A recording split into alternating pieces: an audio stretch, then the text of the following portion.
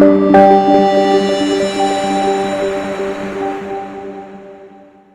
so good to see all of you again. This is our third day, it's our wrap up, and we're getting ready to have a lot more information and things to be excited about. The last time we were all together at the Hyatt Regency Atlanta was in May of 2019. So much has changed since then, and we're going to talk about it all. So let's not waste any time. Let's get rolling this morning. And to get us started, we have two brilliant American leaders. Please welcome Mr. Sam Johnson, America's Vice Chair for EY, and Mark Updegrove, President of the LBJ Foundation, covering Megatrends, what every leader needs to know. And I have to just interject one thing, and I was just telling Mark about this. My sister and I marched in LBJ's inaugural parade. Yes, 1964 in Washington, D.C. There you go, Mark. There's your lead in. Maggie, you are thank you. Maggie is way too young to have marched in LBJ's inaugural. We all know that's not true. Morning, everybody.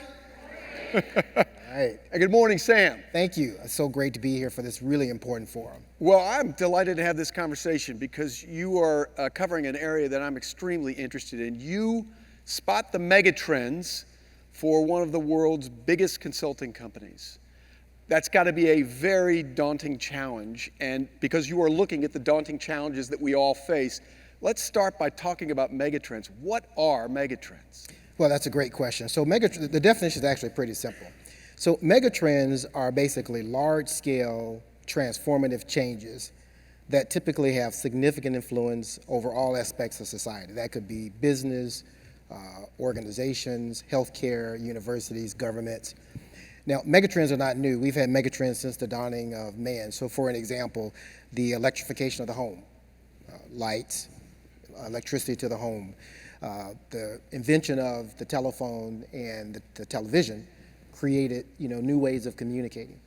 And so megatrends are not new. I think what's new, Mark, is the fact that in today's environment, we have multiple megatrends happening at the same time. And we are in a world today that is the equivalent of the introduction of the light bulb, the television, the telephone, the computer, internet, and civil rights changes all happening at the same time. And that is the shift. And so I think there's a great room for optimism of all the great things that can come out of this, but I also think there's a significant risk of dislocation and disruption because you have these unbelievable megaforces and megatrends happening at the same time, accelerating and feeding off one another. So as you look at the nation and the world today, Sam, what are the big megatrends that you're identifying? So I think I would just encourage everyone to really think about these four, because I think these are the four that I think are driving most of the change. The first, I would say, is a structural shift in the global economy. The second is climate change. Third, shifting demographics. And the last is what I would describe as just almost violently disruptive technology. So maybe I could just spend a little second just kind of drilling into each one of them. So the global economy, the world order is shifting pretty quickly. And what you have today is emerging markets are driving most of the global growth. This is really being fueled by China. So what you really have is a shift in economic power from the West to the East. And it doesn't mean that the US and other Western countries are declining. What it really means is that these other countries are just accelerating. So let's take China for an example. China has over 1 billion people. Only 19% of them have access to the internet compared to 70% in the US. So imagine the demand that's going to be created as you go from 19 to 40, 40 to 60 to 70. It's going to drive global demand. In Africa, the use of cell phones and the internet is growing twice as fast as China. So these emerging markets just have unbelievable room for growth. And I think what's going to happen is that room for growth and that shift in economic power, I think is going to increase the risk of geopolitical tensions as well as disruption in the supply chain. So let's talk now about climate change. That could be a political topic, but let's try to stick with the science part of this. Our climate is changing. Just some factoids to think about. The average temperature continues to rise. Some believe that by 2050 or by 2100, the temperature could be up by more than 4 to 6 degrees Celsius. The sea levels are rising. I'll give you another factoid.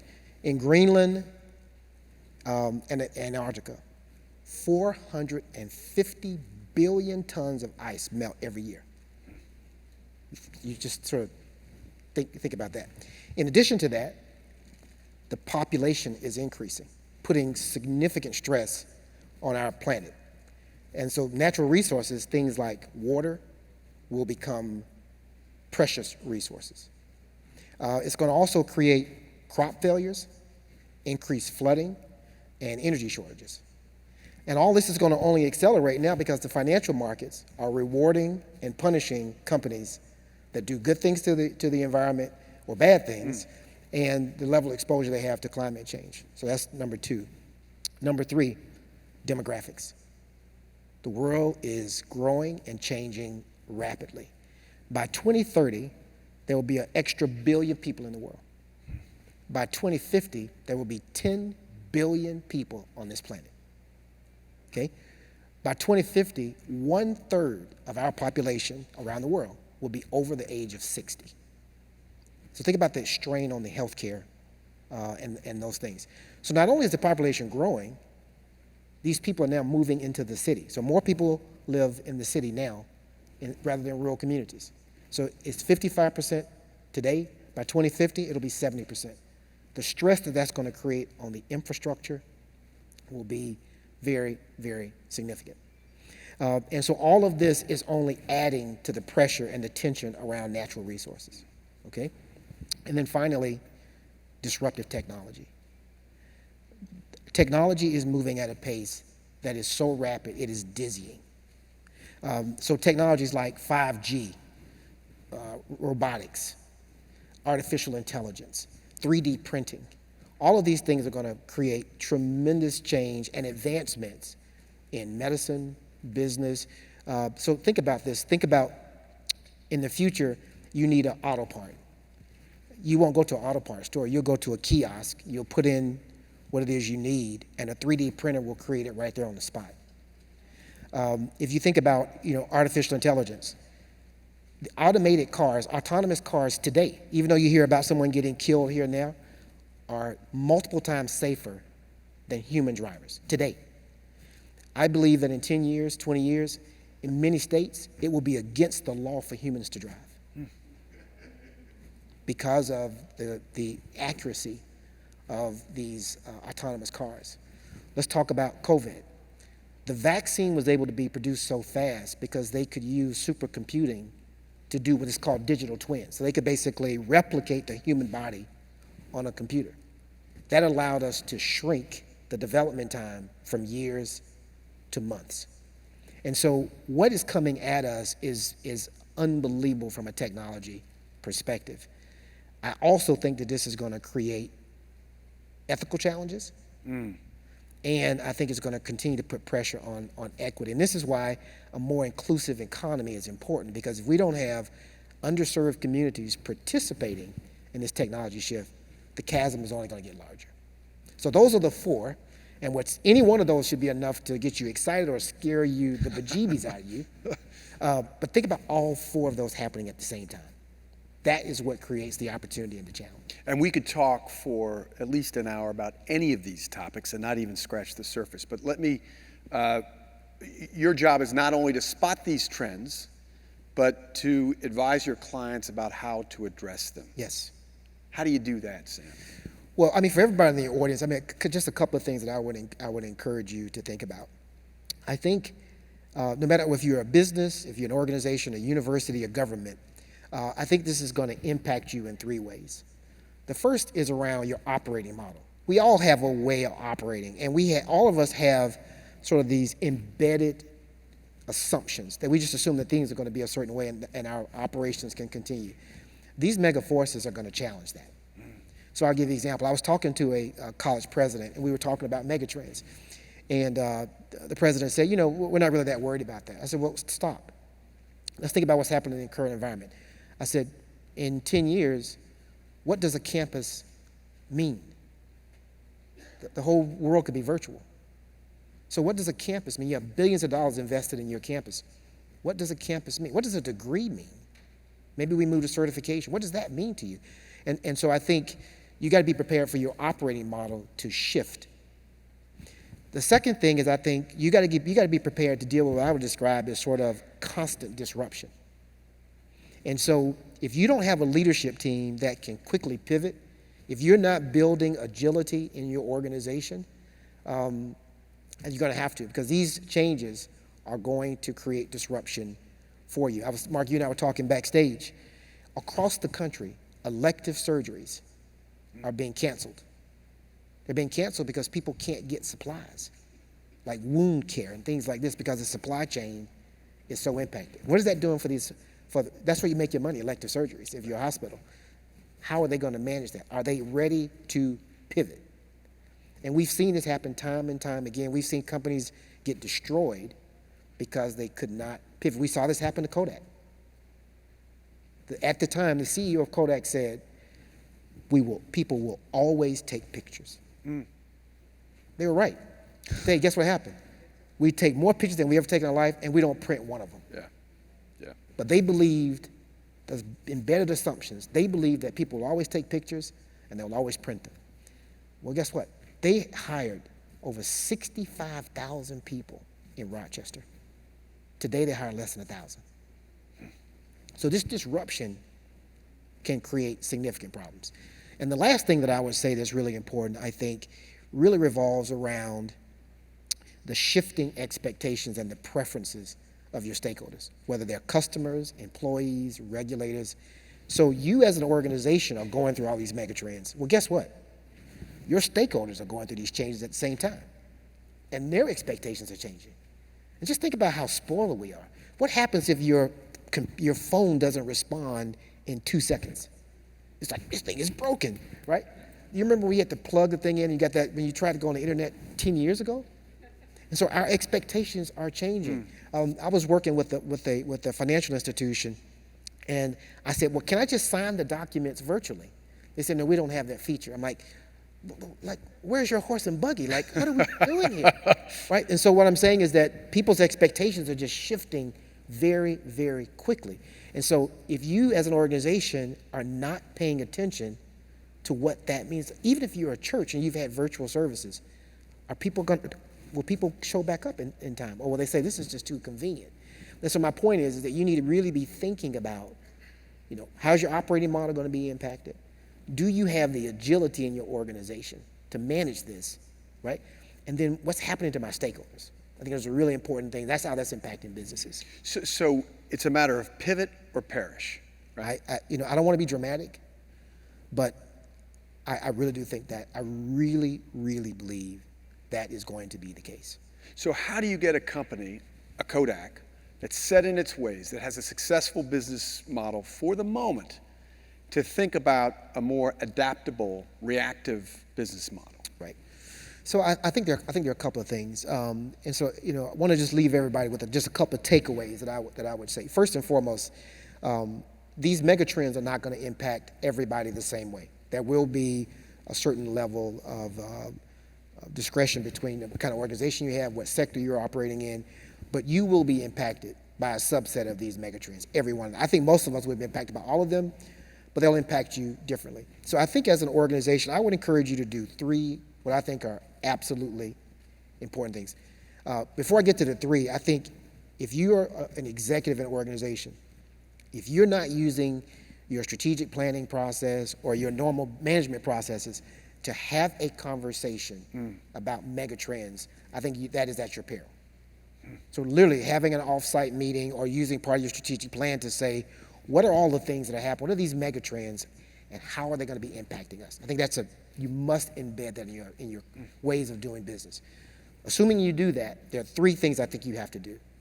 The first thing I think you have to do is you have to ask the question, what are the opportunities? The good news is that all of these megatrends are going to create significant opportunities. Right. And one of the things that we have to think about is that in an environment like this is where there are going to be big problems, and there are going to be a lot of stakeholders who are willing to spend a lot of money to solve them. And so You got to be looking for the opportunity, the white space. Where could we grow? Where could we make great things happen? So I think that's the first thing. So look at the mega trends and ask, where is the silver lining? Where is the opportunity? Where's the white space? Whether you're government, university, business, doesn't matter. The second thing I think you got to ask yourself is, what are the risks? And you need to ask that question for real. So what happens if there is another pandemic? And by the way, there will be another pandemic. And by the way, it will be worse. It will be worse. So what happens if your top 10 executives are all stricken by a pandemic? How will your organization run? Right? What happens if your supply chain gets totally shut down? So you got to constantly asking, how do we manage the risk? Do we have the organization agility to pivot? If you think about the automotive manufacturers during COVID, they shifted their production to make ventilators. Okay, that is the kind of thing you got to be prepared to do at a moment's notice. And then finally, you have to continually scan and ask, how are my stakeholder preferences and their expectations changing? You know, Mark, at EY, we hire we have over 70,000 people here in the Americas. The average age of 70% of our people are under the age of 28 years old. Okay? 20 years ago, if something happened in society, we didn't have to respond to it. That's not our job. Our job is to serve clients. Today, these 28-year-olds and youngest, they expect us to have a position. They expect us to say something. They want to know what we stand for. And so the expectations are changing. Your customers have different expectations. And so if you're not constantly scanning that horizon to understand how that's changing, you're gonna be in your back foot. And that will not be a pleasant experience. For big corporations, should they have a person in place in the C-suite who's specifically charged with catalyzing these conversations, a contingency officer, somebody who's literally in place to ask these questions? I say no. This has got to be a core competency. This is not about a department. This is not about one person. Every person in the organization has got to be thinking about, where is the opportunity? Where can we grow? Where can we change the experience of our teams? And everybody has to be thinking about, what are the risks and how would I pivot? And so what I love is that when things like this happen, a lot of organizations do exactly what you just said. We're going to make Mary in charge of disruption. That's not how it operates. You need the entire organization to be sensitized to this. And once again, the world is just changing. So one example, I was talking to a client. The client wants to own the end-to-end experience of their customer. So from the time they meet a customer to the end, and they want to do it by themselves. And I just said to the CEO, and she did not like my feedback. One of the things that I'm known about the firm is I give very direct feedback. And I said to her, your strategy is going to fail. The world is too complicated to do it alone. Whether you like it or not, we are inextricably connected. Even if you think you're a small business, you're a small organization, I'm in the US in a small town, this stuff doesn't impact me. Somebody in your supply chain is buying something from somebody in China or India or something. So you are inextricably, and by the way, how well did we do containing this COVID virus in any one place? It hit the entire world. Right. So whether we like it or not, we are inextricably linked. And so these mega trends are so powerful. They are so forceful. Nobody can go at it alone. Nobody can go at it alone. And so you're going to have to build an ecosystem. So I was telling this president, if you want to go end to end with your customers, you're going to have an ecosystem. You're going to have technology partners. You can't build all the technology that's required. You got to have ecosystem partners. So the world is just changing. And so, Mark, I would say, no, this is too big. These forces are real. It's impossible to think that one person is going to represent this across the organization. This has to be a core competency that all of us have in order to kind of manage and move forward. So if you're not thinking about what's around the corner and responding to these trends as an intrinsic part of your leadership responsibility, you're not doing your job. Once again, I believe that this is one of the most important core competencies for executives. Sam, of the mega trends that you enumerated, Is there one you think is bigger and more significant than the others? I'll be honest with you, Mark. All four of them, when I think about them, tremendous optimism, tremendous fear. This is two sides of a coin. If we do it right, the innovation and the breakthroughs that we will experience, we can't even comprehend what this world will be like in just 10 years. We won't even be able to comprehend it. A cure for cancer is possible now. So the innovation is just amazing. The wealth creation, the amount of money that's going to be generated and the wealth that's going to be created by people solving these problems is amazing, right? So that gives me great optimism. That gets me excited. I'm worried about whether this is going to be an inclusive process, but very excited about it. But let's talk about the other side of that coin. The gap between the have and the have-nots is going to get bigger. It's going to get huge. And if we don't get underserved communities more exposure to technology, more exposure to STEM, research, they're going to get left behind. And once again, that gap will be so big. How do you close that gap? And COVID laid bare the challenges in our communities around the world. So I'm really concerned about those gaps. That scares me. So you're going to have 10 billion people vying for scarce resources. So the room for disruption and dislocation is significant, and the strain that we're going to put on our planet. So when you combine the gap getting bigger and stress in the system, the thing that scares me the most is social unrest. That all of a sudden you have people who are prepared to do things that are unimaginable to gain equity, to get the scarce resources that they need, the global conflict that can come from this. And so I would say, while I'm optimistic and I'm excited about what this could offer, to be honest with you, it also scares me when I think about the downside. And this is why having an inclusive environment, this is why working together, this is why diplomacy, these things are so important, because we're going to have to work together as a global community to manage the upside of these megatrends and to mitigate the risk for the downside. So we've got about a minute left, Yes. Sam. I would be remiss if I didn't ask you to look at balancing your hope and fear in all this and looking at how industry has responded to this point. Are you more hopeful or are you more fearful? I believe in the human spirit. I believe in humans. And so I'm more hopeful. We are with Operation Hope today. I am more hopeful. And I believe that, as we saw in COVID, when things get bad, I think the best come out of humans and people around the world. And so I am very hopeful that we will be able to rise above this. But this will take a different level of coordination. This will take a different level of working together to be able to manage the upside and the downside of these megatrends. Well, Sam, thank you very much for identifying these trends. It's been a great session. Thank you so much. Appreciate it. Thank you. That was a pleasure. Thank you all.